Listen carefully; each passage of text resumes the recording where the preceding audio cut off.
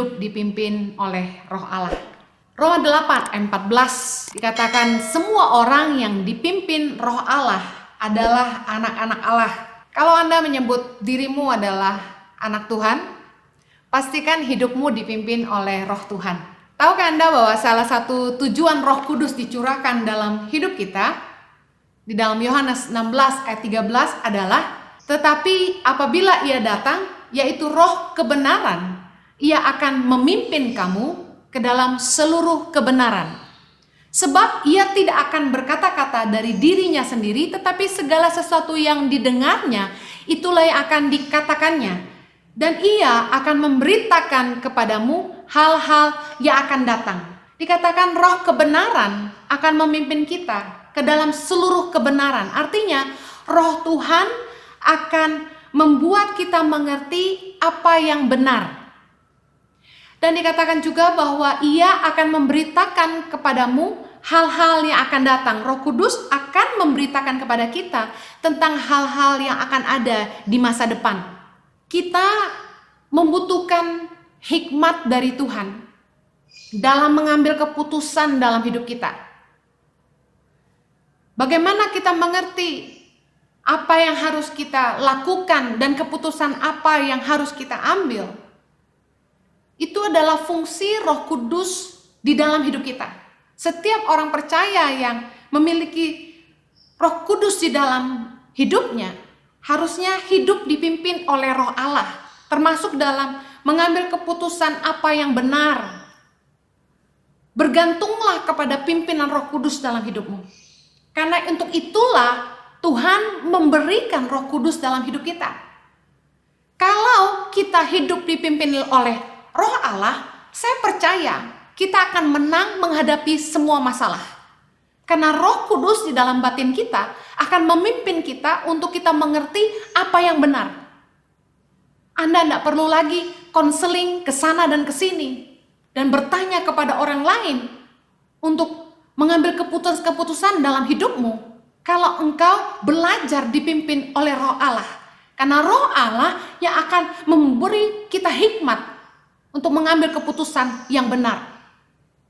Dan Roh Kudus dicurahkan dalam hati kita supaya kita tahu apa yang akan terjadi di masa yang akan datang. Saya tidak tahu dengan hidup Anda, apakah Anda mengandalkan Tuhan untuk masa depan.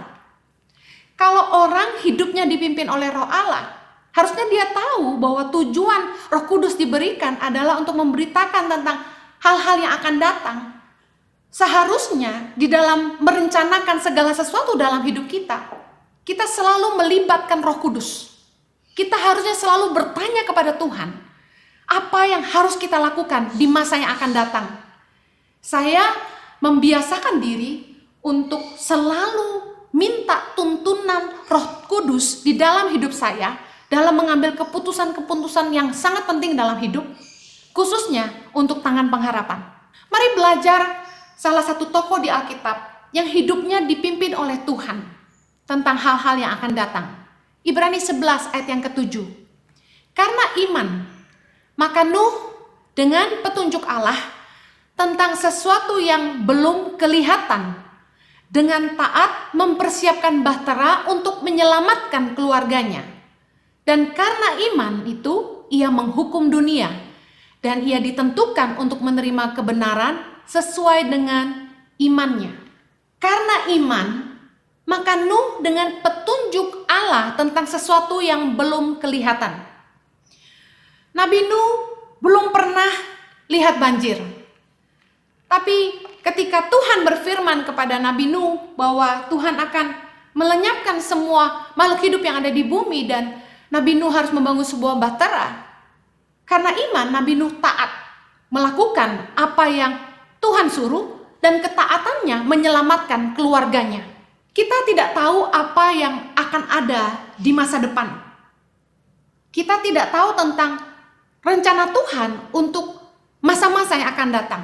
Oleh karena itu, Tuhan memberikan Roh Kudus di dalam hidup kita supaya Roh Tuhan membimbing kita untuk mempersiapkan apa yang akan terjadi di masa depan.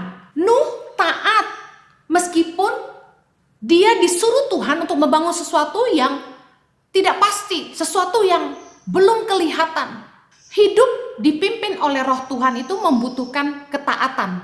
Dikatakan dalam Kejadian 6 ayat ke-22, lalu Nuh melakukan semuanya itu tepat seperti yang diperintahkan Allah kepadanya, demikianlah dilakukannya. Tahukah Anda bahwa ketaatan kita kepada pimpinan Roh Allah akan menyelamatkan keluarga kita? Saya tidak pernah menyangka COVID-19 akan datang melanda dunia.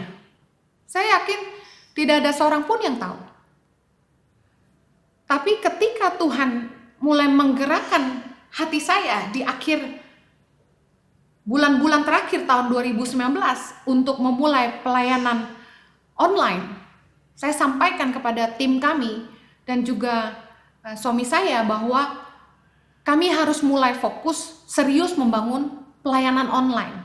Saya sampaikan bahwa mungkin tahun 2021 saya sudah mulai berhenti khotbah keliling dan hanya akan fokus untuk cyber church. Itu kata yang saya berikan waktu itu. Saya bilang sama Jojo, beri saya kesempatan untuk membangun platform pelayanan online. Saya tidak pernah tahu apa yang akan terjadi, tetapi begitu kuat di dalam hati saya, Tuhan menuntun saya untuk memprioritaskan waktu saya untuk keluarga, dan yang kedua untuk fokus kepada pelayanan online.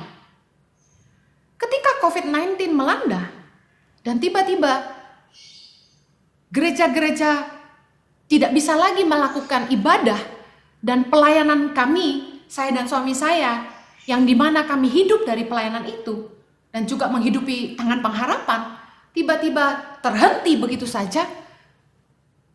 Kami sempat terkejut dan tidak tahu apa yang harus kami lakukan. Lalu yang saya kagum sama Tuhan,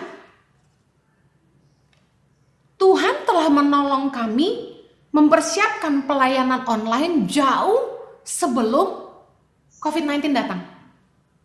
Sehingga ketika semua pelayanan dibatalkan dan saya sama Jojo tidak bisa membawa kaos tangan pengharapan kemana-mana, kami tertolong karena platform ibadah online yang telah mulai kami bangun Mei 2019. Saya sangat kagum dengan pekerjaan Tuhan karena dalam kurun waktu kurang dari 1 tahun, platform YouTube saya dipakai Tuhan untuk menjadi bahtera yang menyelamatkan keluarga kami dan pelayanan tangan pengharapan. Pentingnya kita hidup dipimpin oleh Roh Allah, karena kita tidak tahu apa yang akan terjadi di masa yang akan datang. Dan benar-benar ketaatan kita kepada pimpinan Roh Allah sungguh-sungguh menyelamatkan tidak hanya hidup kita, tapi juga keluarga kita. Nabi Nuh taat kepada Tuhan ketika ia harus membangun sebuah bahtera di atas daratan karena banjir belum datang. Sementara Nabi Nuh membangun bahtera selama 400 tahun, orang-orang yang lewat itu mengolok-ngolok dia karena tidak ada banjir, tidak ada air, tapi Nabi Nuh membangun bahtera dan orang-orang mengolok-ngolok dia sambil berkata mungkin, apa yang kamu bangun? Untuk apa? Mereka tidak mengerti. Tapi Nuh tetap taat kepada Allah. Harga bayar dari ketaatan kita kepada Allah mungkin ejekan dari orang-orang yang tidak mengerti apa yang sedang kita bangun. Orang-orang mungkin akan mengolok-olok kita. Dan juga mungkin ada di antara mereka yang berkata bahwa kita mungkin gila. Waktu saya dan Jojo taat kepada panggilan Tuhan untuk kembali ke Indonesia Januari 2006, orang-orang yang tahu bagaimana kehidupan kami di Australia, keluarga besar kami, orang tua saya, tidak bisa menerima keputusan kami untuk pulang ke Indonesia karena dianggap tidak masuk akal. Kami sudah hidup mapan, tapi mau meninggalkan hidup yang begitu mapan begitu saja untuk kembali ke Indonesia untuk sesuatu yang tidak jelas ke depannya. Saya hanya mendengar Tuhan berkata, Henny, selamatkan generasi. Roh Allah dalam batin saya berbicara begitu nyata. Henny, selamatkan generasi. Dan saya hanya minta supaya Tuhan menjamah hati suami saya, supaya Jojo mau pulang ke Indonesia. Dan Anda tahu dari beberapa khotbah saya bahwa Tuhan menggerakkan Jojo untuk mengambil keputusan kami pulang ke Indonesia. Hari ini 14 tahun sudah lewat.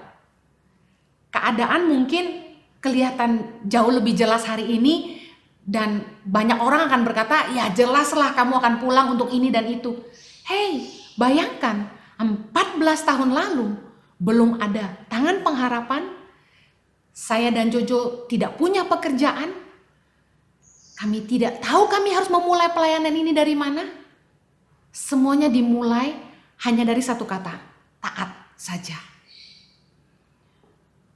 Teman-teman pelayanan yang melihat saya mulai pergi ke pedalaman-pedalaman, menolong anak di Papua, menolong anak di NTT, kasih mereka makan.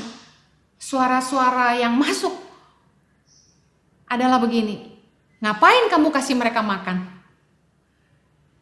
Itu nggak akan menolong mereka keluar dari kemiskinan.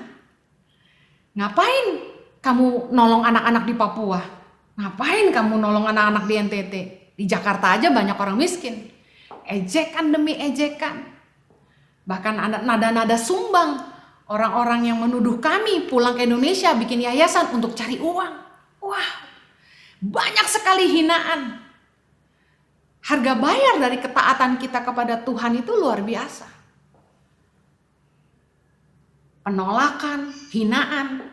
Tapi Galatia 1 ayat 10 menjadi ayat andalan saya. Jadi bagaimana sekarang? Adakah ku cari kesukaan manusia atau kesukaan Allah? Adakah ku coba berkenan kepada manusia? Sekiranya aku masih mau mencoba berkenan kepada manusia, maka aku bukanlah hamba Kristus. Saya cuma taat sama Tuhan, saya percaya bahwa Tuhan yang memanggil kami, Dia setia. Dengar baik. Waktu Tuhan memimpin hidup kita, ketika Roh Tuhan mulai mengajar kita, orang-orang yang ada di sekitar kita belum tentu mengerti apa yang Tuhan mau kita kerjakan dengan hidup kita. Sama halnya ketika waktu Roh Kudus dicurahkan pada hari Pentakosta, murid-murid Yesus kepenuhan Roh Kudus, orang-orang menyangka mereka mabuk. Dalam Kisah Rasul 2 ayat 13.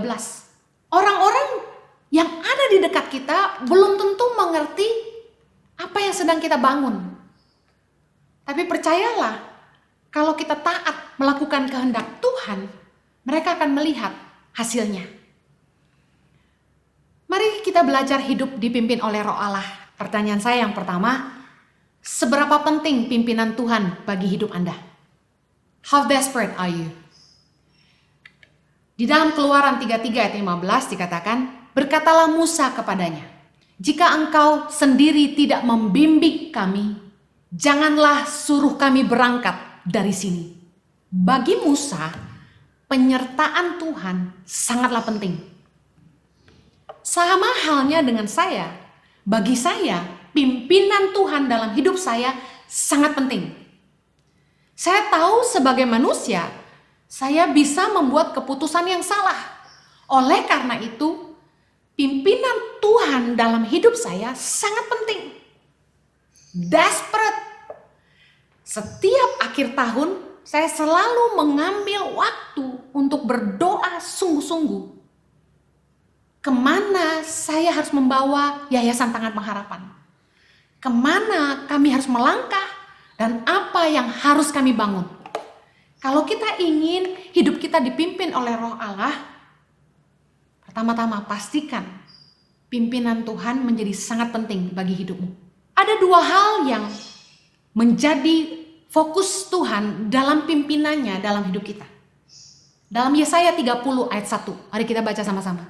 Celakalah anak-anak pemberontak, demikianlah firman Tuhan, yang melaksanakan suatu rancangan yang bukan daripadaku, yang memasuki suatu persekutuan yang bukan oleh dorongan rohku, sehingga dosa mereka bertambah-tambah. Ada dua hal yang sangat penting dalam pimpinan Tuhan. Yang pertama bicara soal rancangan. Apa yang akan kita bangun dalam hidup kita? Apakah itu atas kehendak Tuhan? Yang kedua, persekutuan. Di mana kita membangun dan menginvestasikan hidup kita. Dua hal ini menjadi sangat penting untuk kita memastikan kita bertanya kepada Roh Tuhan. Sekarang bagaimana kita hidup dipimpin oleh Roh Allah? Mari kita belajar tentang Nabi Nuh. Kejadian 6 ayat ke-8 dikatakan, tetapi Nuh mendapat kasih karunia di mata Tuhan. Inilah riwayat Nuh. Nuh adalah seorang yang benar dan tidak bercela di antara orang-orang sezamannya. Dan Nuh itu hidup bergaul dengan Allah. Saya percaya kita hanya bisa hidup dipimpin oleh Roh Allah kalau kita hidup benar dan kita hidup bergaul dengan Allah. Sekarang pertanyaannya, bagaimana hidup bergaul dengan Allah? Tahukah Anda bahwa Tuhan berbicara kepada setiap kita melalui Roh-Nya di dalam batin kita? Hati kita adalah kediaman Roh Allah. Dalam Efesus 3 ayat 16 dikatakan, aku berdoa supaya Ia menurut kekayaan kemuliaannya menguatkan dan meneguhkan kamu oleh Roh-Nya di dalam batinmu. Keadilan Tuhan bagi setiap orang adalah Tuhan menempatkan Roh-Nya di dalam hati setiap kita supaya kita dibimbing oleh Roh-Nya untuk mengenali apa yang baik dan apa yang benar dan apa yang jahat. Jangan bebal, jangan menutup telinga hatimu ketika suara kecil, suara Roh Allah di dalam batinmu memberikan peringatan bahwa engkau harus menghentikan perbuatan-perbuatan salah yang engkau lakukan. Inisiatif untuk bergaul dengan manusia adalah tangan dari Tuhan. Tuhan ingin kita hidup bergaul dengan Tuhan, makanya Tuhan memberikan Roh-Nya di dalam batin kita, dan setiap orang memiliki hati nurani di mana baik orang percaya maupun tidak percaya dapat dibimbing oleh Tuhan untuk mengenali apa yang baik dari yang buruk, apa yang benar dari yang salah. Bagaimana kita hidup bergaul dengan Tuhan? Bila Anda tahu bahwa Tuhan menaruh Roh-Nya di dalam batinmu, bertanyalah kepada Tuhan. Setiap kali Anda menghadapi masalah, setiap kali Anda harus membuat sebuah keputusan dalam hidupmu, ingat dua hal yang paling penting dalam pimpinan Roh Allah dalam hidup kita adalah soal rancangan dan soal persekutuan. Apa yang harus kita lakukan dan dengan siapa kita melakukannya.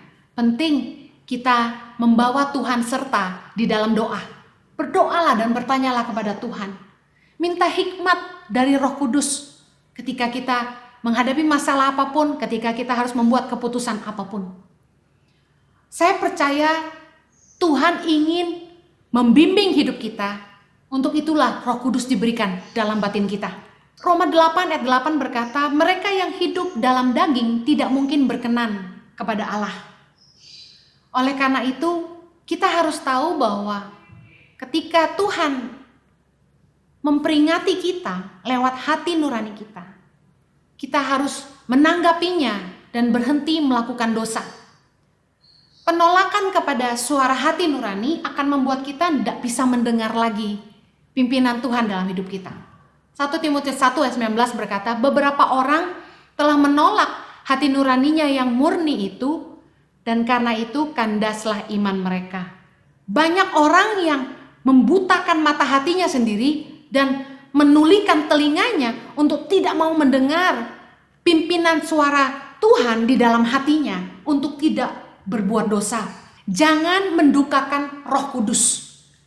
Roh Kudus itu diam dalam batin kita. Efesus 4 ayat 30 berkata, dan janganlah kamu mendukakan Roh Kudus Allah yang telah memeteraikan kamu menjelang hari penyelamatan. Ayat 31, segala kepahitan, kegeraman, kemarahan, pertikaian, dan fitnah hendaklah dibuang dari antara kamu. Demikian pula segala kejahatan. Kalau kita ingin terus hidup dipimpin oleh Roh Allah, pastikan kita tidak mendukakan Roh Kudus di dalam hati kita. Saya yakin kalau Anda menganggap bahwa pimpinan Tuhan sangat penting dalam hidupmu, Anda akan mulai mengalami sebuah kehidupan bergaul dengan Tuhan. Apapun yang engkau kerjakan, pastikan engkau melibatkan Tuhan dengan memohon pimpinan Roh Allah dalam batinmu untuk setiap keputusan dalam hidupmu, dalam setiap rencana yang akan kau bangun dalam hidupmu. Karena Rohnya akan mengajarkan kepada kita apa yang benar dan apa yang akan ada di masa yang akan datang. Tuhan Yesus memberkati.